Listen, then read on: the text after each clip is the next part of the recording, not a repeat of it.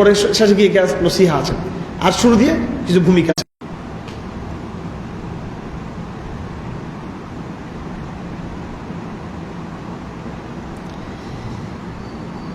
আয়াত নম্বর 7 সূরা আম্বিয়া, ওয়ামা আরসালনা ক্বাবলাকা ইল্লা রিজালান নূহি ইলাইহিম ফাসআলু আহলা যিকরি ইন কুনতুম লা তা'লামুন। ইতিহাস একটা বড় মানদণ্ড। আবার ইতিহাস কখনো ভুল হতে পারে, কখনো সত্য হতে পারে। ইতিহাস দিয়ে অনেক কিছু বিচার করা যায়। মানব জাতির ইতিহাস আমাদেরকে জানতে হবে। মানব জাতির ইতিহাস মানব রচিত কিছু ইতিহাস আছে, আর মানব জাতির ইতিহাস আল্লাহ কিছু ইতিহাস আল্লাহ পাক বলেছেন আমাদের সামনে।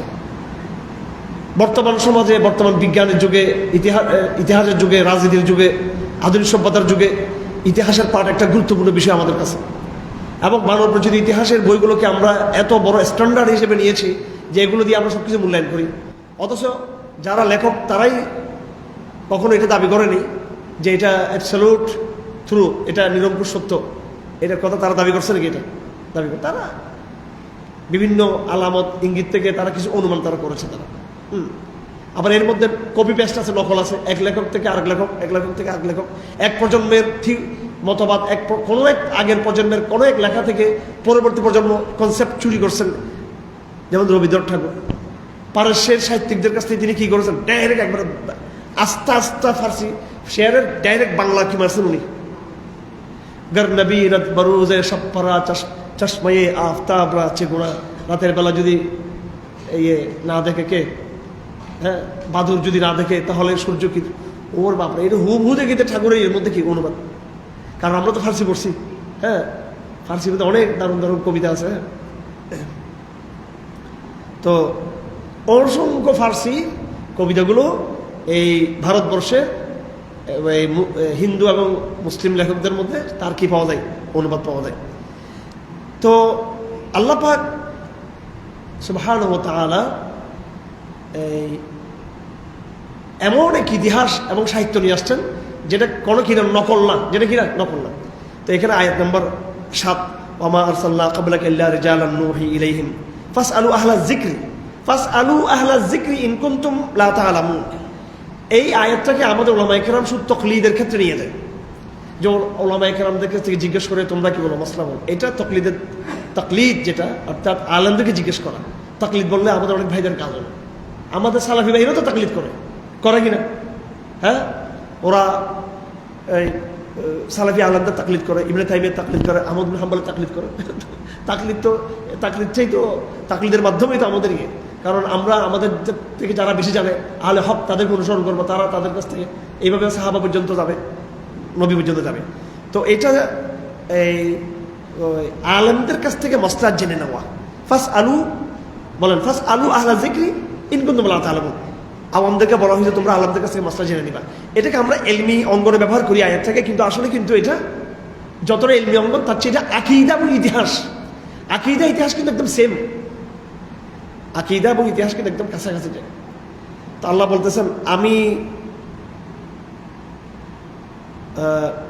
ওয়ামা আরসালনা ক্বাবলাকা ইল্লা রিজালান, আমি তোমার আগেও অনেক ব্যক্তিদেরকে পাঠিয়েছি, তাদেরকে আমি কি করতাম, যাদের কাছে আমি ওহী নাযিল করতাম। ফাসআলু আহলা যিকর, ইতিহাসবিদদেরকে জিজ্ঞেস করুন। তো এখানে ইতিহাসের গুরুত্ব এখানে রয়েছে। বর্তমানে পাশ্চাত্যের যেই শিক্ষা ব্যবস্থা, এটা এমন একটা লিটারেচার তৈরি করছে আমাদের সামনে, যে লিটারেচারের মাধ্যমে মানুষের উৎপত্তিকে বিবর্তনবাদ দিকে নেওয়া হয়েছে। লক্ষ হাজার বছরের বলা হচ্ছে ইতিহাস। মানুষ আসলে এরকম ইতিহাসটা মানুষের উৎপত্তি হয়েছে ঠিক এই কাঠামো থেকে উৎপত্তি হয়েছে। মানুষের ইতিহাস হাজার হাজার বছর নয়, লক্ষ লক্ষ বছর তো প্রশ্নই আসে না। মানব জাতির উৎপত্তির ইতিহাস, উৎপত্তি এবং বিকাশ এরকম সীমিত। এবং এই কথা করার কিন্তু জায়গায় জায়গায় আছে। তোমরা আহলে জিকিরদেরকে, যা বাস্তব জানে, ইতিহাস জানে, তাদেরকে জিজ্ঞেস করো। আহলুল জিকির যারা বর্তমানে ইতিহাসের বই লিখছে, এরা আহলুল জিকির না। ডারউইন আহলুল জিকির না। আরো অন্যরা যে সেপিয়েন্স সম্পর্কে যারা বই লিখেছে, mankind, brief history of the mankind যারা লিখেছে, এরা ইতিহাসবিদ না, এরা আহলুল জিকির না, এরা বাস্তব জানে না, এরা অনুমান করে লিখছে। তো কোরআন এখানে আমাদের সামনে ইতিহাসের চ্যালেঞ্জকে খাড়া করছে। ইতিহাস সুতরাং একটা চশমা আপনি চোখে লাগিয়েছেন, এই চশমা দিয়ে দুনিয়া দেখলে হবে, এটা লাল চশমা, সব কিছু লাল নজর আসবে আপনার, হলুদ সব কিছু হলুদ নজর আসবে আপনার। আহলে জিকিরের চশমা লাগাতে হবে যেটা বাস্তব স্বচ্ছ।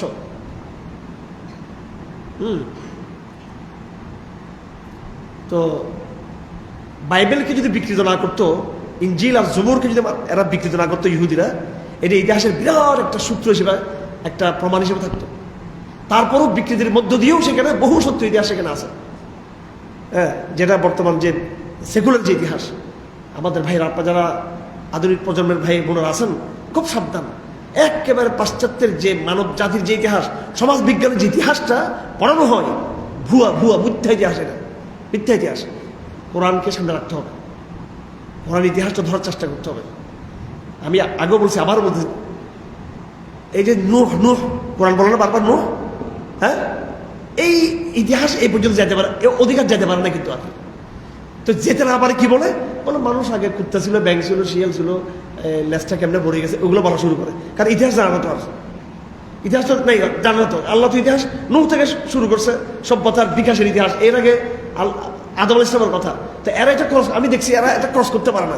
এই বড় এই অ্যারামেটিক সভ্যতা, মিশরীয় সভ্যতা, পারস্য সভ্যতা, রোমান সভ্যতা, এরপরে ইরাকের সভ্যতা, মুসল সভ্যতা, মিশরের সভ্যতা, এগুলো বলতে বলতে বলতে বলতে ৩-৪ হাজার পর্যন্ত যায়, কোনো মতো ৪-৫ হাজার পর্যন্ত যায়। হ্যাঁ, ওইটা বড় জুড়ে এই হুদ সমাজ পর্যন্ত যেতে পারে না এরা। আল্লাহ তো একটা নূহ পর্যন্ত চলে গেছে, এরা এটা ক্রস করতে পারে না। আমার ভাইরা দেখেন ইতিহাসে, আমি হাসবেন আপনি এগুলো। এরা ১০,০০০ বছর আগে, ৫,০০০ বছর, আরে মানব যদি বিবর্তন মাত্র হয়ে থাকে, তাহলে ১০,০০০ বছরের সভ্যতার কোথায় ছিল? ঠিক কিনা? হ্যাঁ, ১০,০০০ ১৫,০০০ বছর আগে সভ্যতার কোথায় ছিল? তো বলতেছে মানুষের যে কাঠামো, এই কাঠামো নাকি ৩০,০০০ বছর আগে হয়েছে। এটা এর আগে মানুষ অন্য টাইপের ছিল, ৪০,০০০ বছর, ৩০,০০০ বছর। তাহলে যদি আচ্ছা ঠিক আছে, এই কাঠামো এটা কোথায়, এই কাঠামোটা কোন জায়গায় ছিল, এই কাঠামোর শহরটা কোথায়, নগরীটা কোন বন্ধ, এটা কোন জায়গায় ছিল, এই কাঠামো আর বলতে পারে না। ওই অ্যাবসলিউট ওই নূহ আলাইহিস সালাম, আদম আলাইহিস সালাম প্যাটার্ন, এটাই হিস্ট্রিক্যাল প্যাটার্ন যেটা কোরআন আমাদেরকে দিয়েছে, এটাই চূড়ান্ত, এটা অ্যাবসলিউট। এই হিস্ট্রিক্যাল কোরআনিক প্যাটার্ন, হিস্ট্রিক্যাল প্যাটার্নের বাইরে এখানে কি অন্য কোনো ইতিহাসের প্যাটার্ন এই পর্যন্ত কোনো লেখক কি করতে পারে নাই, এটাকে ক্রস করতে পারে নাই। এটাকে আমার কথা বুঝে আসতেছে আপনাদের? বুঝে আসতেছে আমার কথা কি বলতে চাচ্ছি? পড়ালেখা করেন কিনা আমি জানি না আমাদের প্রজন্ম। যদি আপনারা পড়ালেখা করে থাকেন, কলেজ বিশ্ববিদ্যালয়ের ছেলেমেয়ে যদি আপনার, এখন তো কি পড়া, ওই তো পরীক্ষার জন্য সব নোট দেখে সবগুলো, এই জন্য কথা বুঝে আসা না। ভালো মতো যারা এই আধুনিক সিলেবাস পড়বে, সে নাস্তিক হতে বাধ্য, সে সংশয়বাদী হতে বাধ্য। সে এই সিলেবাস পড়ে আমাদের প্রজন্ম গণহারে সংশয়বাদী হচ্ছে না কেন? এ পরীক্ষার জন্য, সে for exam, for career, for job. এই জন্য ভাগ্য বলা যায় এটা কি হচ্ছে না, সে নাস্তিক হতেছে না। এর বুঝি বুঝি পড়লে এটা এই সিলেবাস, হ্যাঁ শেষ, কাম শেষ। এটা বানাইছে মানুষকে নাস্তিক বানানোর জন্য এই সিলেবাস। কথা বুঝে আসছেন না? এই সিলেবাস তৈরি করে, এই সিলেবাসের একদম যে তার মূল যে তার যে নেচার, মানুষকে সেগুলার বানানো, বস্তুবাদী সিলেবাস। আল্লাহ পাক এই জায়গায় ইতিহাসের এটাকে নিয়ে আসছে আমাদের সামনে।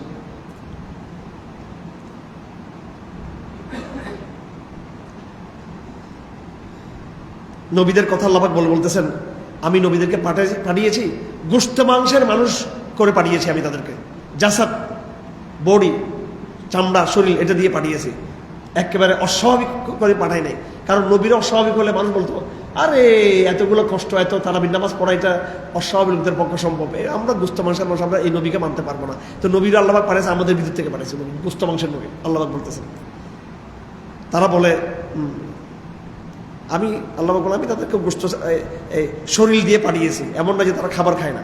ওমা কানু খালিদিন, নবীরা এমন অতিপ্রাকৃত কোনো ইয়ে না যে তারা দুনিয়া, তারা স্থায়ী বসবাস থাকবে দুনিয়াতে, মরবে না, এরকম নয়।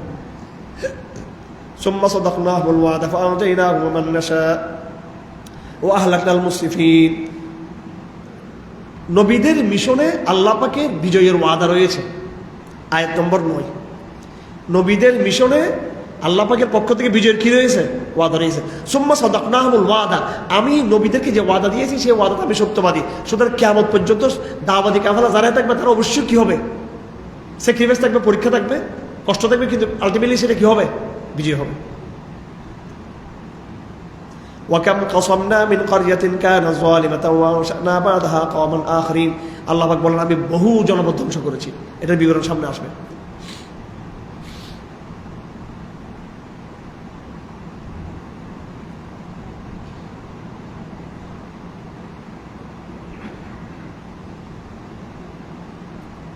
আয়াত নম্বর 22, লাউ কানা ফীহিমা আলিহাতুন ইল্লাল্লাহু লাফাসাদাতা। আল্লাহর অস্তিত্বের দলিল, এটার যৌক্তিক দলিল আছে। ইউরোপের ডিইজম বলে, ডিইজম বা আল্লাহর অস্তিত্ব। ইউরোপের রেনেসাঁর আন্দোলনটা যে পুরোটাই নাস্তিক ছিল তা না। কেউ আল্লাহর অস্তিত্বকে তারা কি করতো, প্রমাণ করতো নানান ভাগে আবেগ। তারপর কেউ বলে আল্লাহ একটা কজ, নাউজুবিল্লাহ, এগুলো খুব যৌক্তিক কথাবার্তা। মানে এই পৃথিবীর সৃষ্টির পিছনে একটা কজ আছে, কজ। তো তারা সেটা নাম দিয়েছে কি সিঙ্গেল কজ। এটা আল্লাহ নাকি সিঙ্গেল কজ, একটু ডাইনামিক আর কি, সিঙ্গেল ডাইনামিক কজ আল্লাহর নাম দিয়েছে। আর কেউ বলে যে একটা মাইন্ড এই পৃষ্ঠকে চালাচ্ছে, তার নাম দিয়েছে ইউনিভার্সাল মাইন্ড। তো একভাবে মূল্যায়ন করছে আল্লাহকে। তো নাউজুবিল্লাহ নানান এখানে যৌক্তিক লজিক বিদ্যা, তর্কবিদ্যার বিভিন্ন সূত্র দিয়ে আল্লাহকে ইয়ে করা যায়। তো আল্লাহ পাক এখানে এইসব সূত্র বাদ দিয়ে আরেকটা সূত্র বলেছেন শিরকের বিরুদ্ধে, যে এলাহ দুটো হতে পারে না। দুটো এলাহ হলে কি হয়ে যাবে, সব কিছু ধ্বংস হয়ে যাবে। এক আল্লাহ চাইবে মৃত্যু, আর আল্লাহ চাইবে জীবন। এক আল্লাহ চাইবে বন্যা, আর এক আল্লাহ চাইবে কি স্বাভাবিক অবস্থা। এক আল্লাহ চাইবে ক্ষমতা থেকে তারা নামানোর জন্য, আর এক আল্লাহ বলবো না তারা আমি ক্ষমতা রাখবো। তারা এমনি পৃথিবীর ফেরাউনগুলো তো এদের আমেরিকা ফেরাউন একটা বলে, চীন ফেরাউন আরেকটা বলে, রাশিয়ান ফেরাউন আরেকটা বলে, ইন্ডিয়ান ফেরাউন আরেকটা বলে। এই মানব ফেরাউনগুলোর যে অবস্থা আর আল্লাহ দুটো হলে যে জগতের কি অবস্থা আল্লাহ জানে, ঠিক কিনা? একজনের জলোচ্ছ্বাস দিত, আরেকজনের সাথে থামাই দিত। নাউজুবিল্লাহ। আল্লাহ বলছে এটাই প্রমাণ করে, পৃথিবীর শৃঙ্খলাই প্রমাণ করে, পৃথিবী ধ্বংস না হওয়াটাই প্রমাণ করে একক নেতৃত্বে পৃথিবীটা পরিচালিত হচ্ছে, একক নেতৃত্বে। এটাকে বলা হয় দলিলে ইকনাই। দলিল ইকনাই এটাকে হুজুররা মাদ্রাসা, এইটাকে দেখো এই মন্ত্রী যারা আছে বলে এটা দলিল ক্ষতি না, এটা অকাট্য দলিল না। এটা মানে বুরহানে যেগুলো ফলসফি, যে বুরহানি, যে বুরহান ইন্নি লিম্মি কিয়াসের যে দলিলগুলো আছে লজিক বিদ্যার, এগুলোকে বুরহানের ক্ষতি, অকাট্য দলিল। আর যেটাকে অকাট্য, এটা বুরহানে ইকনাই। এটা আপনার বুঝেন না, আমি এই হুজুরটা কি বলতেছিলাম। ব্যাপারটা হচ্ছে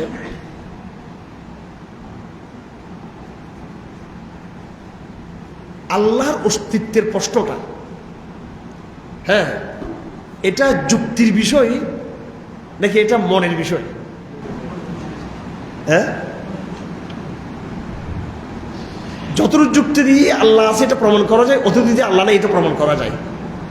যুক্তি এটা সীমিত, ঠিক আছে?